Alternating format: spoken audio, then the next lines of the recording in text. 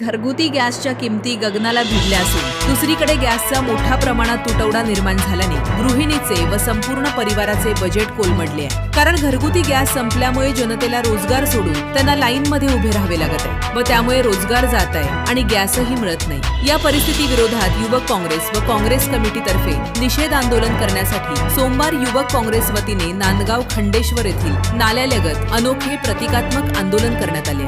आंदोलनादरम्यान युवक काँग्रेसच्या वतीने नरेंद्र सिलेंडर अशा घोषणा देण्यात आल्या. देशाच्या संरक्षणाचा मुद्दा असो व नागरिकांच्या मूलभूत गरजा, केंद्र सरकार प्रत्येक आघाडीवर अपयशी ठरण्याचा आरोप यावेळी करण्यात आला. सीमेवरील सुरक्षेपासून ते देशांतर्गत महागाईपर्यंत सर्वच बाबतीत सरकारने शरणागती पत्करली आहे. अमेरिकेसमोर शरणागती पत्करल्यामुळे तेथील मालाला भारतात पूर्णपणे शुल्क माफ आहे व भारतातील शेतमाल अमेरिकेत निर्यात करता येईल त्याच्यावरती 30% टॅरिफ लावला. त्यामुळे मालांची संपूर्ण भाव पडलेले. या सर्वांचे लक्ष वेधून घेण्यासाठी युवक काँग्रेसने आज आंदोलन केले.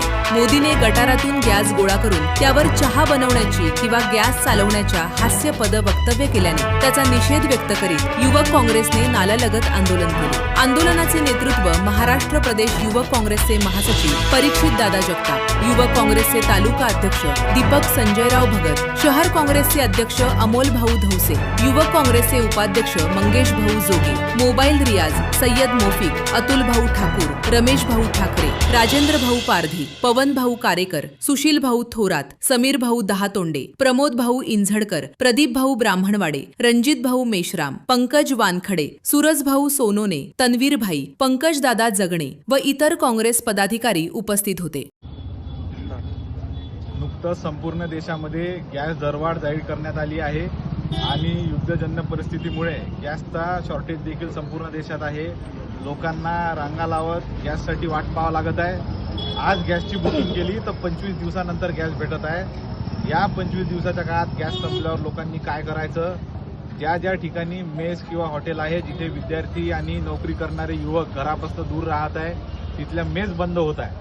अशा ठिकाणी उपासमारीची पाळी या युवकांवर संपूर्ण देशामध्ये येत आहे आणि याला जबाबदार सर्वस्व मोदी सरकार आहे. मागच्या 12 वर्षात घरगुती गॅससाठी कुठलाही योजना यांनी आखली नाही, कुठलंही रिझर्व्ह संपूर्ण देशामध्ये तयार केले नाही आणि याचंच कारण आहे की आज संपूर्ण देशातील लोक पुन्हा एकदा गॅस भरून घेण्यासाठी रांगेमध्ये उभा आहे. यांनी नोटबंदीच्या काळात लोकांना रांगेत उभं केलं, लसीकरणासाठी रांगेत उभं केलं, आता गॅस भरण्यासाठी रांगेत उभं करत आहे. प्रत्येक पंचवार्षिक योजनेमध्ये एक ना एक यांचा निर्णय असा येतो की लोकांना कामधंदे सोडून गॅससाठी असो किंवा अजून कशासाठी असो रांगेत उभं राहावं लागते. या अशा बोगस सरकारचा आम्ही काँग्रेस कमिटीतर्फे आज इथे निषेध नोंदवत आहोत.